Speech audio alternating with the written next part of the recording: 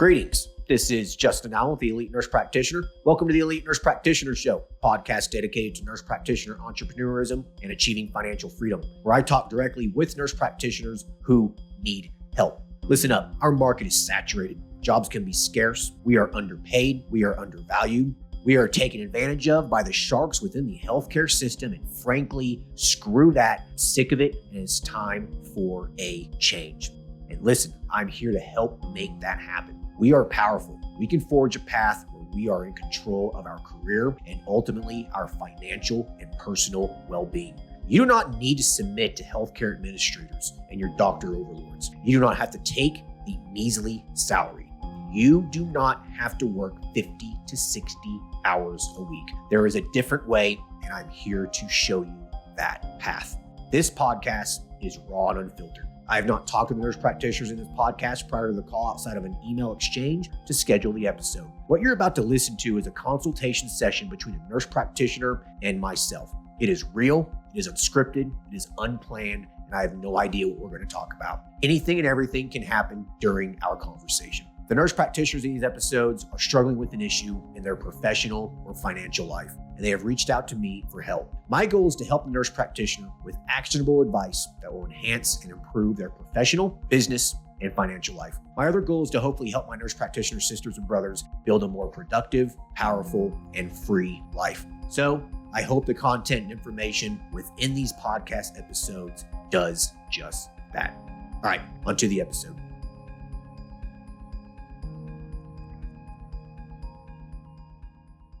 Hello, everyone. Today we'll be talking to Jessica, who is a family nurse practitioner. Currently, she is working full-time at a mobile urgent care. She's wanting to start her own practice and focus on dermatology and aesthetics. She's needing assistance with the relationship of a working partner, the services she should offer within this type of practice, and she has some legal concerns. Hey, Jessica, how are you? I'm good. How are you? Doing good. Thanks for hopping on here. So tell us a Yeah. little about yourself. How long have you been a nurse practitioner for, and what sorts of things you've been doing? So I've been a nurse practitioner for about 4 years now. I initially started in a traditional urgent care setting. So seeing anywhere from like 50 to 60 patients a day, just you name it, every single Oh, yeah. complaint. Um, I got really burnt out doing that. So I was looking for something a little bit slower. And of course, this was in the height of COVID. So I was at my wit's end there, and I found a little local owned mobile urgent care. So kind of the same stuff I was doing, but a much slower pace. And I got to doing that about a year and a half ago. And to be honest, I've really enjoyed the work environment. The people that I work with are wonderful. But I'm getting just a little bit burnt out on the same old cough, cold, sore throat complaint.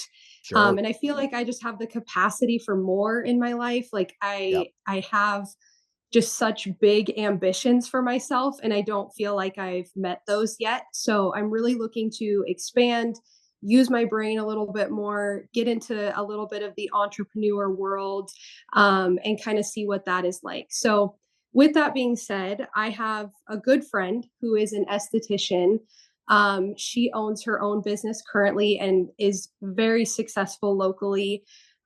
She is now in the process of doing her own build out. So she's looking to expand into some other areas and bring on some other professionals under one roof. And I was one of them. So she reached out to me and asked if I would be interested in kind of solving some basic dermatology needs for her practice.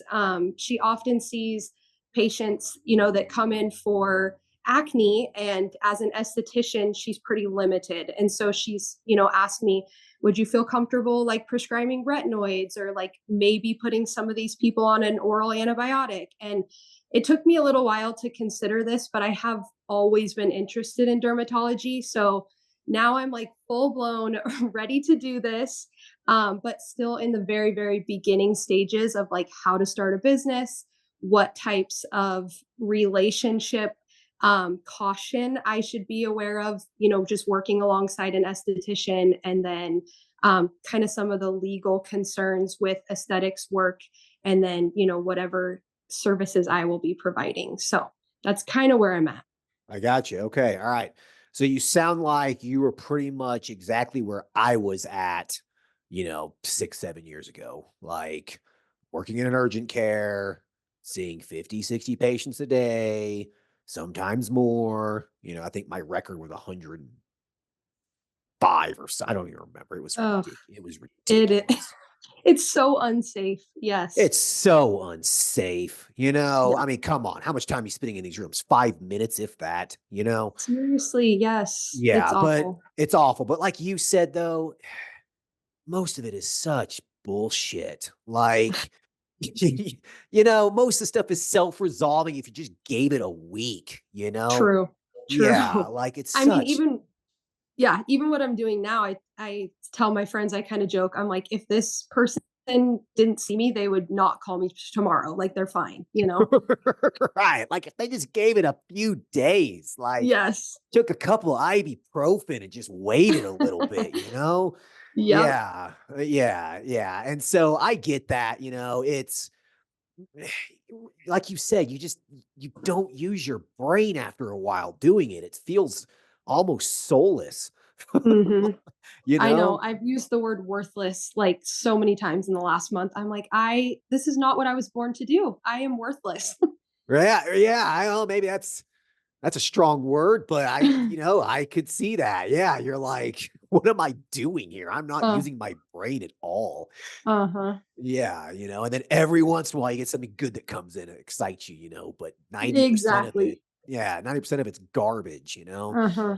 Um, okay, yeah, so I get that. So you're starting this dermatology, this aesthetics practice, and you have this esthetician. And is this esthetician, do they want to partner with you, or are they just going to be like a contractor under you? How have you thought this through? So that was kind of my question to you. She obviously has her own LLC set up already. Um, kind of a little bit of a backstory to me. With the urgent care that I'm working at now, I'm a 1099 of theirs. So I do have my own PLLC already. And so that was kind of my question is like, should I keep my LLC that I already have formed and is being paid into from the urgent care? Should I keep operating under that and keep myself separate? Should I create another PLLC for this type of work and then still maintain, kind of separate structure from the esthetician? I kind of was looking for your guidance there if you had any. Yeah, sure. So, I usually advise against partnerships because, when you have multiple chiefs, in a business, it can get muddy, drama can start, Right. bickering, etc., right? Right. In this case, though, an esthetician can't really do a whole, I mean, they can do a lot of stuff, but a lot of stuff requires your license, it requires your input, right? Exactly. Yep. So she needs you more than you need her, Correct. right? So in these kind of situations, I think the risk decreases. Like I would never open a clinic up, partner with other nurse practitioners, like because they can do exactly what you can do, and that's where the bickering and whatnot can start. But this is Uh-huh. kind of a different situation. So in this situation, she needs you more than you need her. And, the services you're going to be offering to these patients are services that she can't really offer. So at the end of the day, most of what she's going to be doing is going to be an add on to what you're doing with these patients. Or she brings in these clients and then you see them for, additional services and whatnot. So it's a strong working relationship. And so I think probably what I would do in this situation is I would um, partner with her if you feel like she can bring in a lot of patient volume and you trust her. Okay. Hmm. If you don't really know this person that much and you feel like you really might not need her services that much to succeed, then I would hire her as just a contractor and she makes, 80% and gives you 20% or something like that. And, you just basically feed off of her clientele for other services and then those clients become yours. And so even if she left, it doesn't really matter, right? Right. Right. So that's kinda what I would do. So it's kind of a yes and a no thing, right? Like, it just really depends on how you feel about this person. Right. No, she's somebody that I very much trust. I've gone to her for my own personal skincare needs for a long time. We have a lot of really strong mutual contacts in the community. And like I said, she's built a really strong business on her own. And so the clientele that she's bringing in is going to be a huge benefit to me right off the bat. Like she has a website that's up and running. She has like a POS system. She has an EHR, and she is willing to kind of rope me into all of that for a more seamless kind of startup for me, which I feel like is a really huge offer on her part because she's already kind of done the hard work by bringing these people in and creating a huge social media presence. Right. And so I do feel like she's a strong individual to work with. My concerns really lie with where my license gets utilized and how that could become like a liability issue. Yeah. Just because I know that in the state of Idaho, there's certain, and I guess it's different everywhere, but there are certain services that require the use of a medical director. And so I'm wondering if we should have like a contract in place that states I'm going to be responsible, for my own work as opposed to what anybody else is doing in the building, and they like should not use my license for those things because I think laser treatments, definitely Botox and filler, some of those things I'm not really willing to take on at this point. So I don't want to get myself into a situation where because I'm under the same roof I'm taking on the responsibility of those services. Does that make sense? 100%. So Okay. yeah. So, okay. So you trust this individual, but the value she brings to you is just her clientele. Okay.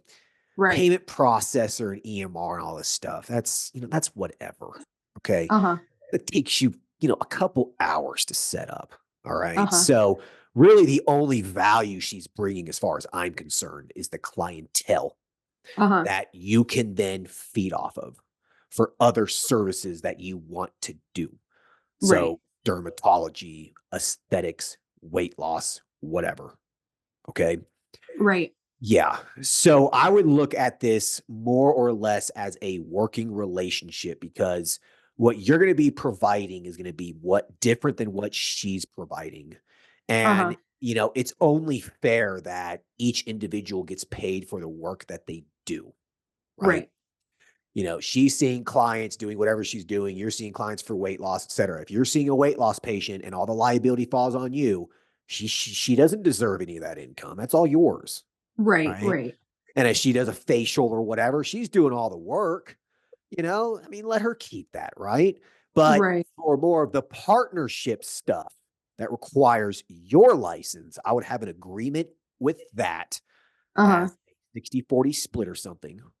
Okay. 60% her, 40% you. She's doing the work, so she should get more, but you ultimately take on the responsibility and the liability, right? So you should be Right. Right. compensated for that. Right. So that's how I would do it. Okay. So you Okay. guys need to be separate entities basically Uh-huh. underneath one brand. And I Right. would highly advise that you own that brand. Okay. Okay. So form an LLC that's owned by your PLLC. And Okay. just operate. And the LLC is the brand, but you're Okay. seeing patients through your PLLC. Got it. The Okay. brand is just the brand. That's literally it. It's just an LLC with a trademark name under it, and your PLLC is underneath it. That's literally it. Okay. She contracts with that brand, that other LLC, not your PLLC. Okay. Okay. And then that brand is where, you guys would split that 60-40 kind of a thing. But everything that you bill for weight loss, IV infusion, HRT, etc., goes through your PLLC's bank account, your PLLC's payment processor, all that. So you are essentially operating on your own for the patients and the things that you do. She Okay. does the exact same thing for the esthetician stuff. Okay. Okay.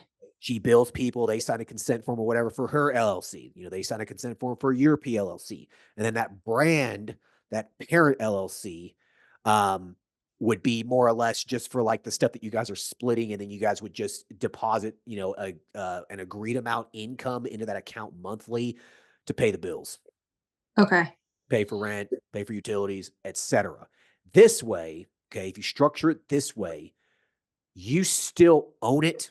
You still have the power. She is more or less contracted with you. She's earning what she wants to earn, and then she gets 60% of what, is required um, through your license. And then if she ever decides to leave, you are not shit out of luck scrambling, having to rebrand stuff, having to do all this stuff over again. She leaves, you're like, okay, bye. Find another esthetician, 1099 underneath that parent LLC. Does that make sense? Okay. Yep. Yeah. I guess my hesitation here is that she's in the process of doing like a full build out of this, this arrangement right now. So she has like all the city permits, like her branding is on the building already. She has a couple gals working underneath of her. And so I'm a little bit concerned about what it would look like kind of changing the hands this far into it. But I'm wondering if it just makes sense, kind of like you were explaining, if my kind of parent LLC or PLLC that I already have contracts with hers, so I can still have my same branding, like on my office that's in this building she's building out. Does that make sense? I guess I'm just a little bit hesitant on how far along she is in the process already about changing names and all that stuff. Yeah, correct. No, yeah. Okay, that's kind of a problem. So I would see if you can get on that lease, be like, hey, listen, I'm gonna be in here seeing patients and stuff. Like, let's split this. Okay. See if she's willing to do that. And then that way you can put your sign out there as well above hers or whatever, something, whatever, dermatology and weight loss, whatever it is. So Right. both signs are out there, I mean, it would make sense. Okay. Yeah. Uh, but still, if things go south and she has the lease and she decides just to kick you out, then, most of your patients would probably follow you because she can't do that stuff. Right. Uh, but it'd be a real pain in the ass. For sure. I'm Yeah. just wondering what the consequences of me kind of just going in and doing a room rent situation would be from the beginning, and maybe doing a commission split on like the patients that we share together. For example, if she saw someone and was like, "Hey, I'm going to pull Jessica in to come look at this mole. It looks suspicious to me," or whatever, then we could commission split on Yep. those patients, but then keep kind of the rest of everything separate. Like I would buy my own supplies, pay her for the room rent, pay her, to use her same POS system or whatever from the beginning, and then kind of snowball from there and see if I do need to start separating myself more. Do you see any No, issues with going that direction? no, not really. I think it's pretty low risk on your end, and I think it's a decent setup for this initial startup. I don't see a whole lot of problems. It's just if things go south, then problems can start. But if things don't go south, this could be a very, very fruitful relationship for 10, 20 years or something. I mean, Right. you never know, right? But always be thinking to yourself as well that um it'll never be 100% yours, right? Like Right. in that kind of situation, like it'll just never be yours. Um, so the most valuable asset you will build by going this route will be, your patient census. Like Mhm. that's going to be the asset you build from this, but everything else is kind Mhm. of in her office and, it's not really yours. So For sure. if you're okay with that, then I say go for it. And then you can pivot a year from now, 2 years from now, whatever, and see what happens. Like that's the thing with business, right? You really just don't know what's going to happen until you just do it. Yeah, exactly. And that's kind of been my thing too, is like I've never done anything like this before. So of course I have really cold feet when it comes to like going out on my own and like building a business. Like it seems like a huge deal for, little old me, but I have been so encouraged by listening to all the other nurse practitioners that you've talked to, and I did just purchase the um, dermatology and aesthetics course from you guys too. So I feel like each little step is giving me a little bit more confidence, but there's still that underlying nerve of like, can I actually do this? Of course you can. Yeah. Um, I know, that's why I'm here. I know I can do it. It's just, I mean, I'm sure you've run into this a lot, but I think that I'm just like a little bit cautious when it comes to taking these big steps, you know? Sure. No, I get it. And that's a completely normal, that's a completely normal thing for the virgin entrepreneur, so to speak. I mean, it's completely Uh-huh. normal, right? Uh-huh. So what you're experiencing is really not new or, anything I haven't heard before, anything I haven't experienced. Okay. Uh-huh. So, with that said, I don't think I'd worry too much about that. Just get over your fear, get over these limiting beliefs, because if I can do it, and the countless other NPs I've talked with and who've taken the courses and started their own thing, and if they can all do it, you're not any more special or any less special than they are. Like, Yeah. you can do it. Chances Yeah. are you might be smarter than I am, you know? I I doubt that. Yeah, well, you might be though. So it's like it's one of those things, like, just do it. Um I don't think that having that limiting belief is really, it's not going to benefit you whatsoever. And so the faster you can get over that, the faster you will succeed. I mean, it's really the truth. Like, the faster you can get over that, the faster you will grow and you will succeed. And 5 years from now, you might be, a completely different person. And you probably will be a completely different person. You'll be in a completely different financial standpoint. You'll be just in a different place in your life compared to your other nurse practitioner peers who just continue to work for people. And you'll look back and you'll say to yourself, God, why was I so worried about this dumb stuff? I know. It's so true. I have a cousin who just started a wound care company in Arizona. She's also a nurse practitioner and she has like zero limiting beliefs. This girl is absolutely fearless and she's completely taken off. And I'm like, this is exactly what I need to do. I just need to have a little less fear and a little bit more, bravery and just get out there and do this because I know that I'm fully capable. Just like you said, it's a matter of actually doing it. 100%. You can do it. Yeah, I You can know, do it. anybody I can do know. it. Yeah. It's really not that hard. It's really not. It's just getting out of your comfort zone. Is pretty much all it is. Exactly.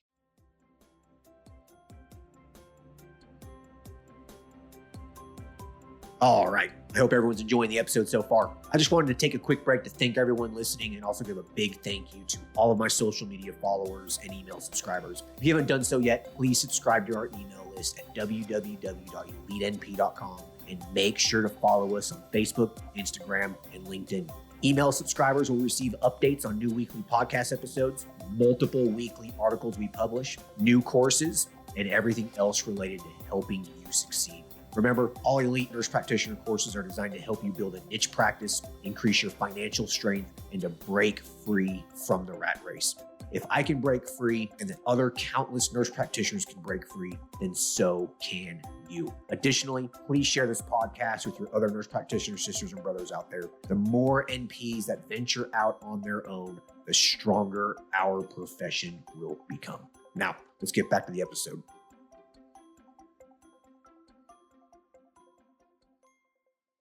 Before we take off here, can you run through with me kind of the difference between accepting insurance and not? I know that there's a little bit of that information in the course. I just haven't gotten there yet. And I want to understand what the benefits are of not accepting insurance and then also what I need to be aware of as far as like legal concerns there. Yeah. So, well, first off, if you accept insurance, it's going to just complicate the hell out of your life. Okay. Okay. So, first, just, be aware of that. I mean, you worked in urgent cares and stuff. You know exactly what you need to do to bill correctly and all this kind of stuff, right? Right.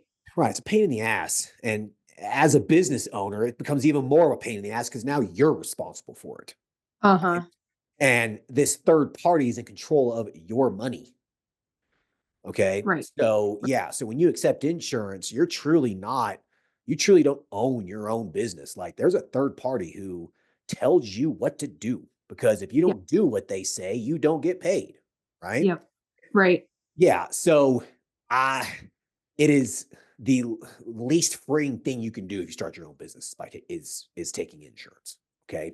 Yeah, that's kind Ha- of what I figured. Yeah. The benefit of taking insurance, though, is that you have a lot higher patient volume. Okay. Uh-huh. And you could probably grow and scale a lot faster as well. Okay. Okay. Cash, on the other hand, is a lot more freeing. You have no third parties in control of the money. It's a simple transaction.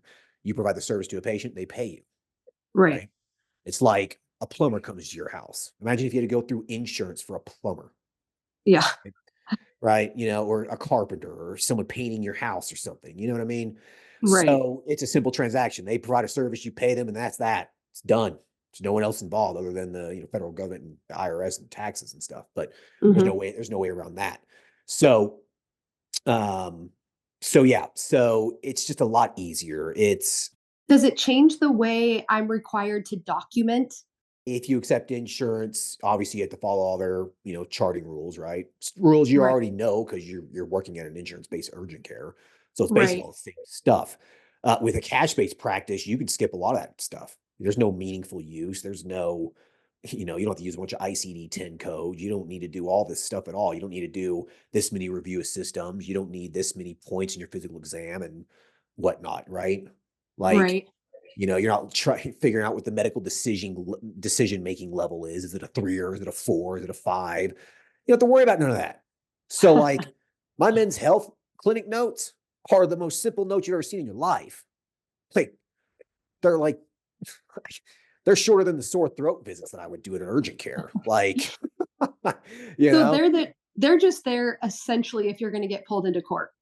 that's all they're there for, and for you to obviously reference, right? So Right. kind of what's going on. Yeah. Okay. So the Okay. note is 99% there for you, right? Yes. What did you Yes. do? Whatever. Like sometimes my notes are literally 4 sentences. Yeah. Like, Patient followed up, no complaints, no signs or no symptoms, no side effects, stage treatment still benefiting them. Discuss risks and benefits of testosterone replacement therapy. Continue same dose. Signed, Justin. wow. That's it. Yeah, that's so nice. Like, no vital signs, no heart and lungs, like heart and Yeah. lung assessment, it's Vital signs within comical. normal limit. Ex Like, ex Oh gosh, yeah. No, like I look yeah. forward to that. Yeah, yeah, and most of them are telemedicine anyway, so I don't even do vital signs, right? Yeah, So, like, yeah, it's so easy. It's so much. It makes your life so much better. I yeah. haven't brought home charting or had to stay late at work charting. I couldn't even tell you how many years. I refuse to. I so look forward to that.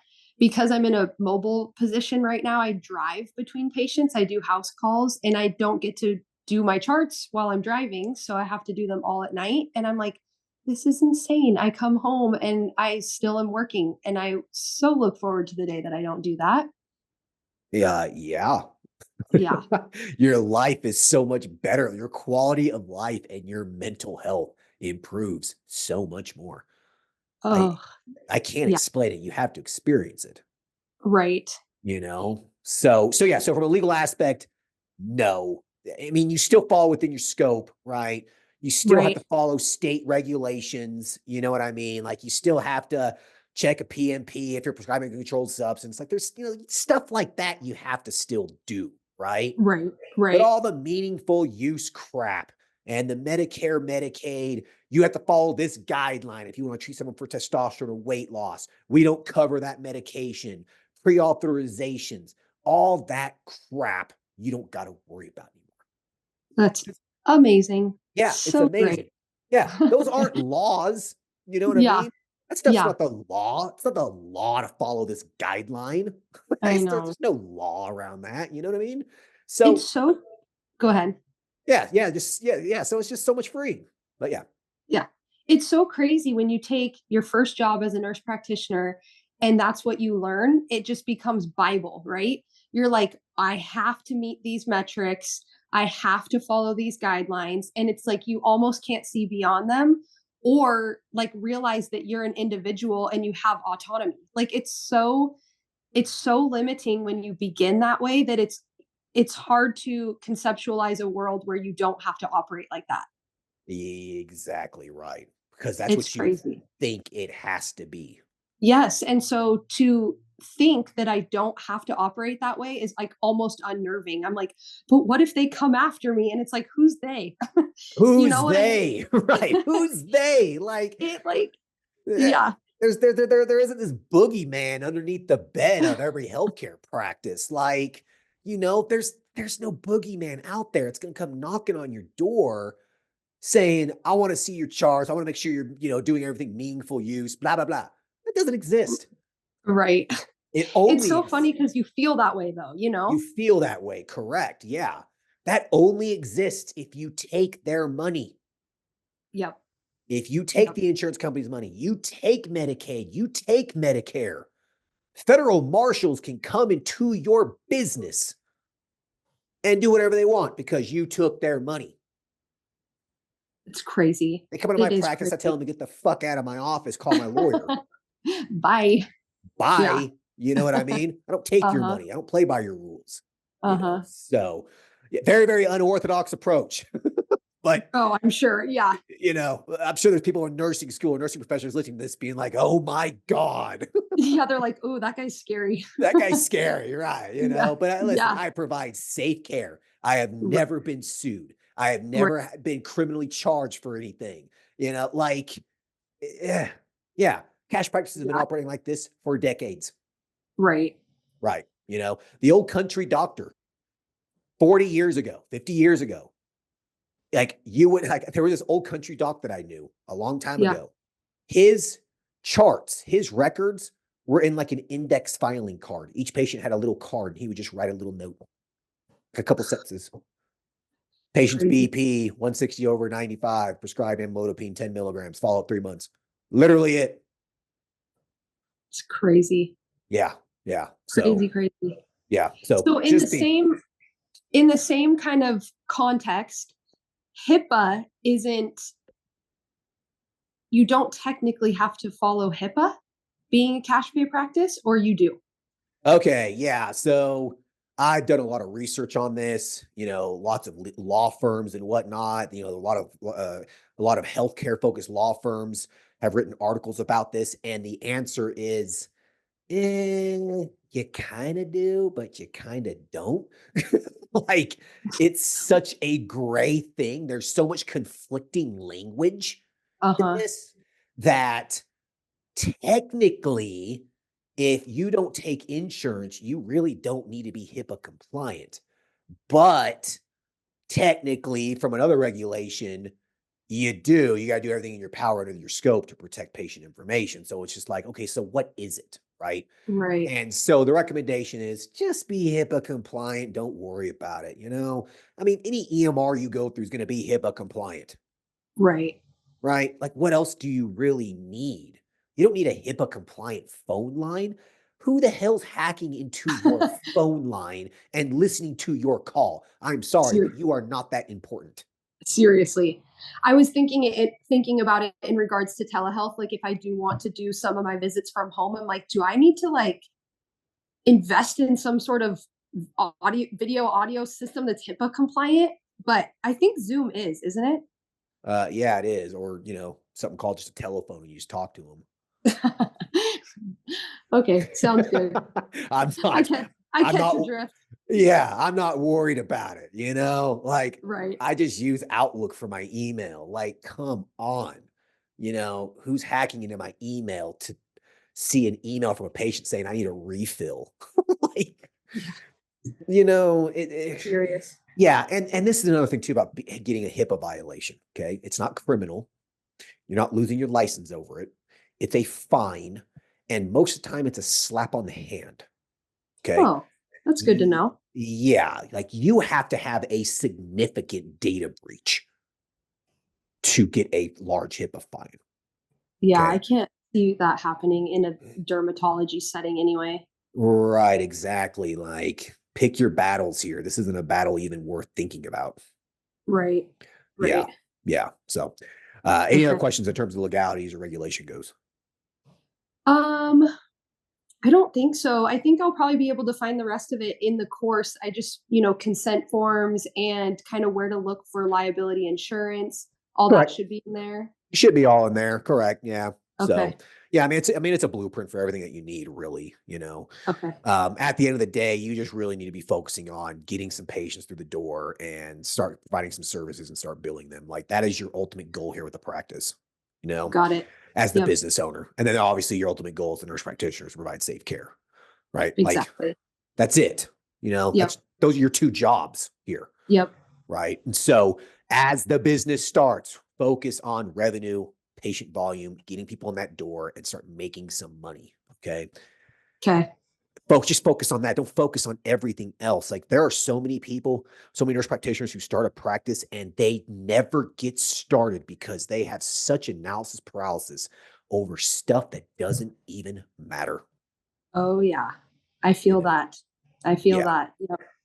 yeah. Yep. So as long as you're not killing people or committing fraud or hurting patients, everything else is noise. Got it. Yeah. So, all right. All Yeah. right. Any other questions? I don't think so. No. Is there a place I can follow up with you if something does come up, or how does that work? Yeah, just shoot me an email. We can always do a Okay. follow-up one. I do know Okay. that you wanted to talk a little bit about the services you were offering. I didn't I know if you wanted to dive into that real quick for the next, another 5 or 10 minutes or Yeah, we certainly can. I really was just wanting to pick your brain a little bit about the more higher liability type services like the Botox and the filler. I don't personally want to take that on at the moment. I really would just like to focus on kind of what's in your course, like the basic dermatology care. But if I did want to bring that on later, kind of your opinion on that, like what the risk, cost versus risk, ratio is there. right, right, right, And right. if you feel like hiring an RN underneath of me is a benefit for those types of services, maybe somebody who's already been doing it. That was kind of my question there. Yeah, so it's always a risk benefit analysis, right? It's always how much risk am I taking on for what benefit exactly, right? Like, Exactly. Yep. is this worth it? You Yep. know, like there'll be some patients who come through my door. I'm like, this is not worth $140 a month. Uh-huh. It is not. I'm sorry. You need to go somewhere else. Like, this just Yep. isn't worth my time nor my liability. It's just not, right? Yep. Yep. So that's why a lot of aesthetic services and a lot of more alternative treatments, like, stem cells or whatever, for example, command such a high price Uh-huh. because the provider's taking on a significant amount of liability and therefore they need to make sure they're being compensated fairly for that. Right. So Right. that's why you can get some stem cell injections and, they charge you $6,000 or whatever. Right. Uh-huh. Various aesthetics procedures, et cetera, kind of a similar thing. So that's going to have to be a question that you're going to really have to ask yourself to figure out, what are you comfortable with at the end of the day? Like, there are some things I'm just not comfortable doing and I will not do them. You know, Uh-huh. I don't care unless I was being paid a tremendous amount of money. It's just not worth it to me. So you have to see kind of what's the most profitable service you can offer that has kind of the lowest risk profile associated with it. And Mhm. bucking that risk to someone else, like an RN underneath you, it's going to come back to you. Yeah, because they would have to operate under my Ex- license, right? exactly. So your better bet is to hire another provider to provide higher risk services. You pay them well and you take a little bit of a cut. Okay. Yeah. So that's Yeah. how I would do any kind of higher risk services personally. Oh, I, yeah, I don't like taking unnecessary risk in my professional or my financial life. Okay. exactly. So, yeah. So I stick to low liability services. And for that, for the most part, for me right now, is weight loss, hormone replacement therapy, and like vitamin injections. Okay. It's low risk, and I'm not really too worried about it. And I get Yeah. paid very well for it. Yep. When you say Yeah. vitamin injections, are you literally talking IM injections or Correct. through an IV? Nah, I don't do much IV anymore. It's too much of a pain in the ass. Okay. It just is. It's so laborsome. Um, And there's so many stupid regulations, USP guidelines and stuff. And it's not worth it to me to do anymore, really. I just do injections. Here's your B12 shot. Here's your B complex shot. Here's your magnesium injection. Here's your glutathione injection. Like, here's your NAD injection. Like, the patients still feel the same way for the most part. Just doesn't take as long. Doesn't take as long. Yeah. It takes Well, and I've 5 heard that minutes. the like IV supply themselves is really expensive. And so the net benefit is not much. Is that true? Correct. Like the margins are getting slimmer and slimmer and slimmer. Yeah. You know, That's when kind of the problem we're facing in my current position with the mobile urgent care is like the insurance companies, of course, because we take insurance, are not covering the cost of the IV supply. And so our margins are getting slimmer and slimmer. And I'm like, this is stupid. this is stupid. Why are we even doing it? Exactly. You know, like what's the point? Like I know Yeah. like some clinics I've talked with, some IV infusion clinics or whatever, are like we're making like $30 or $40 an infusion. I'm like, that what? How is that even worth your time? I know, and it takes 45 minutes. Right, 45 minutes to an hour, and then there's all the risk associated with an IV, Yeah. especially Yeah. an No, I hear you. you know, it's not even medically necessary. Yeah. Like, good luck explaining that if something happens, you know? Serious. Right. And I've so, I've always been pretty suspicious of those little pop-up IV clinics. I'm like, is that is that okay? Like, are they actually checking people out and like making sure this is medically necessary? But I don't know. Maybe uh, we'll see a downfall of them pretty shortly. I don't know. yeah, yeah. No, I don't think. I mean, it's just like hormone replacement therapy or weight loss. It's not considered a medical necessity, right? Yeah. It's Right. just, I just don't think it's worth the risk based off of how much you make off of it, you know? Exactly. And a lot of Yeah. those places are not regulatory compliant. They are not following USP guidelines. Like they are just a lawsuit waiting to happen, you know? That was kind of my indication too. Yeah. And the patients feel better instantly most of the time just because of the fluids. Like Mhm. it's not even the vitamins you're putting in it, Mhm. It's you know? expensive pee. It's expensive pee. Yeah. Right, you know, like, but instead, just give them a little vial of NAD here, inject this subcutaneously 100, 100 milligrams twice a week. You'll feel great. Yeah. Like, it works just as well. Yeah, no, I'm really glad you said that actually, because it was something that I was contemplating. The esthetician had mentioned to me that she thought it would be a great thing to offer was IVs, and I just have been kind of, toying with the idea a little bit because I knew that the supplies were expensive and it does take a lot of time. So I'm happy you offered me that alternative, and I'll look into the IM injections more because that might just be the answer for both Just of us. correct. Just do yeah, Yeah. just do the injections. Seriously. Like, Okay. even if you take our IV and injectable course, it's not all IV, it's also injections. So, Okay. yeah. So, keep it simple. Just offer, 8 to 10 different kind of vitamins as an injection and call it a day. You Yeah, know, that's awesome. Yeah, like there's these immunity boost IVs, they have like selenium in it and vitamin C and all this kind of stuff. Well, you know what? Here's your bag of normal saline, and here you go. Take this little capsule of selenium here and this 1,000 milligrams of vitamin C by mouth. It's the, Yeah, it's the same thing, seriously. you Yeah, same know. result. Same result, right? So, yeah, so kind of should keep that in mind. So, with that said, in terms of services go, really think about doing weight loss in this. I think it'd be an absolute no brainer, Okay. and you'll probably find it to be one of your biggest money makers. That's good to hear. I never considered it, but now that you keep mentioning it over and over again, I feel like it's something I could reasonably do through this. 100%. I think it'd be foolish not to offer it. Okay. Okay. Yeah. Like I think it should be one of your, I think it should be one of your sole focuses, to be perfectly honest with you. You know. All right. I hear Yeah. you. I'll get Yeah. on it. Yeah. I mean, think about it. A patient's coming into an aesthetics practice, right? Right. What are other things this patient would like? They would like hormone replacement therapy. They'd like weight loss. They'd like prescription creams, dermatological products, and all this stuff complements with each other. Exactly. Yeah. Men's hair loss too. Oh, hell yeah. That's big money. Okay. Yeah, for sure. That's big money. Yeah. So, all right. Any other questions? I think that's it. You've answered a lot for me. I really appreciate your time. Yeah. No, you're welcome. So, listen, I like to end the episode with you asking me a question. So, a personal curiosity or, a question you might have always had, directly for me. I would say, or I would ask what your biggest roadblock was before starting your first business. The biggest roadblock I had before I started my first business would have been being in a restricted state and needing a collaborator. It was such a mental roadblock for me. I was just like, oh God, I'll never be able to start my own practice. I got to find a doctor to help supervise me. I got to do all this. I'm in a restricted state. Like I have such an uphill battle already from the get go. I can't do this. And so so it required me to move across the country to an independent state.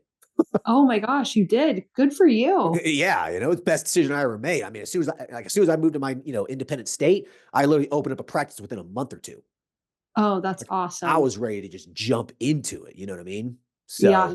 So I would say that was probably one of my biggest roadblocks. And looking back on it now, I'm like, it was kind of stupid. I could have just hired a collaborator for $500 a month and call it a day.